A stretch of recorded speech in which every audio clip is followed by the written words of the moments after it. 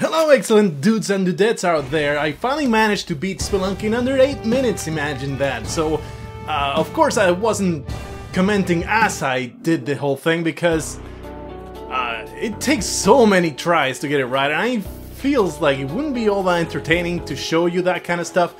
So, I am commenting on post here. Bear with me as I simply watch the video with you and say occurring things of what actually happened. As you can see, 1-1 was really easy, it just pretty much all fell downwards without much complication. And what I have found, that was a pro move right there, what I have found after I failed it 20 million times is that there's so much that's dependent on how on the randomness of the levels. If there's a weird configuration, I'm sure you have found this yourself if you've tried to do Speedlunky achievement before. There's so much randomness involved, and I actually managed to survive there the spider level because, you know, I didn't have to go through it. For example, if I had to go through the whole spider area here, I would have been unable to complete this achievement thing. There's my first point of damage right there. I also got super lucky with the location of the damsels. Although poor Troy here, he got impaled, and I threw him in disgust at the enemies because I just could not cope with his death, and I had to use violence to cope with the terrible situation there. Finally made it to the jungle. Most of the speed runs that you attempt, they will not get past the first 2 levels of the mines because I don't know why I was so intent on carrying this boomerang. It is nice to have a weapon, but that was another absolutely ridiculous damage that I took. I lost way too much time here in the jungle, but still made it under 8 minutes. So you actually have quite a bit of leeway. You can actually take a little bit of time in your expeditions around, because especially in the ice caves, you'll totally make up that time. You'll have levels where you'll barely take 5 seconds or 10 seconds to get to the end.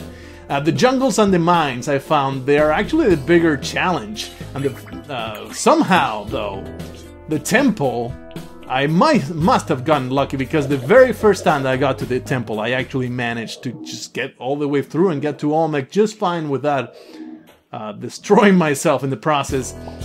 But the jungle levels, they're the second hardest. I actually find the mines to be the absolute hardest to get through in trying to do speed runs. I don't know why exactly. Maybe it's just placement of spikes.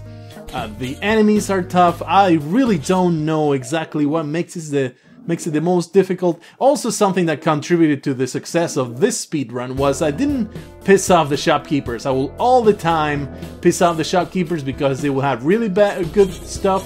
Somehow it never worked out for me. I don't know how that happened. You know, having people with shotguns chasing you around.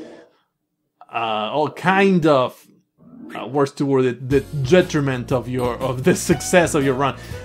We got wet fur level. Imagine that, trying to get through this damn thing in a speed run. Actually, I quit right here, but again, you get some leeway. I got lucky here that it spawned next to a freeze guy, a mammoth, and luckily there I could pick up the compass, which would make so much easier.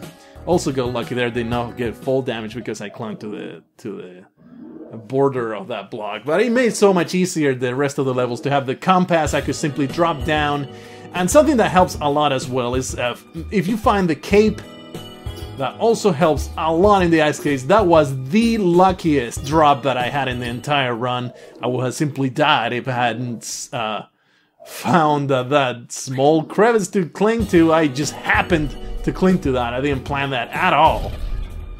And here is what actually possibly made the run. I took the time to go into this place and kill the damn thing and get a jetpack out of this and made the temple a complete breeze to get through. I got kind of lucky with that bomb toss, got rid of that damn alien. and could take that delicious jetpack out of here. I did waste, I think this level was 30 seconds or more, but it made it totally worth it. Another lucky spot right here where I don't get frozen. Barely escape being frozen right here. And now this is the last level of the ice caves. The exit is right there. I simply dropped and get the hell out, and that is the beauty of the ice caves. They're so easy. You make up all the time that you lost. Here's the guy that I've never given the key. I don't have any plans to ever do it. And the temple levels, I must have gotten lucky, because I even waste some time here with Anubis when I don't even have to. But the temple levels, they were totally painless. You'll see how easy I got through. I mean, I got a few lucky breaks in a few places, like that crash trap dodge, that mummy dodge.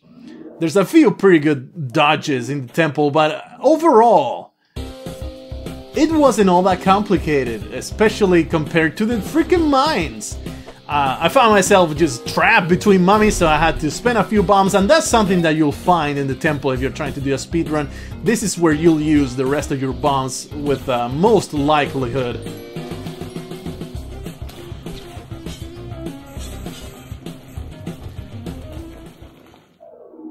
Because now we're simply going to get through one more level of the temple, and we'll make it to Olmec. This one was actually pretty... Another place where I had no idea where to go. The exit was elsewhere, but there were the sticky traps, traps everywhere. Possibly shouldn't have gone this way. And this is also somewhere I almost died. I took some absolutely ridiculous damage. That damn mummy made me waste so much time. And so of course I had to take that ruby right there as my reward for having taken all that damage and wasted so much time. Also here trying to figure out how the hell to do this when it was so easy to get to the exit. But finally the Olmec fight, I have seen it done quite a few times, but I haven't actually practiced it myself.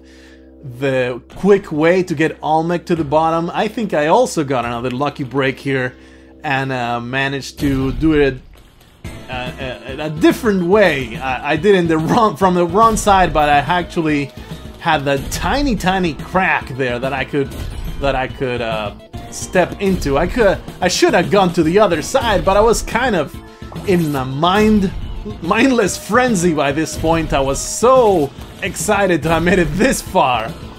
And here we have the tightest spot that I was at. I was so screaming for mercy at that spot, and I actually managed to dodge everything and get to the exit.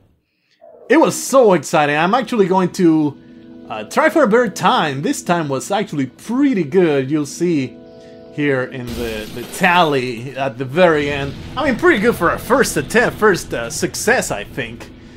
I really didn't think that I would have so much leeway, because I would have taken much more time to do it, honestly, if I had known that I would have so much time to spare. But I'm totally going to try to make it better, maybe drop it down. I saw so many places where you can be faster. Here you go, a 6-minute run. That's not bad at all. But there's so many methods you can use to be faster, especially I think the one way to really do it as fast as you can is with the teleporter. I grabbed it a few times and I died doing that. But anyway, that's the end of the run. Hopefully you like it. You liked it, and it has taught you a few things about making speedruns or whatever, you know, it's all fun and shit and giggles. I hope you stick around for my my next attempt in destroying my time there. Until then, I bid you farewell.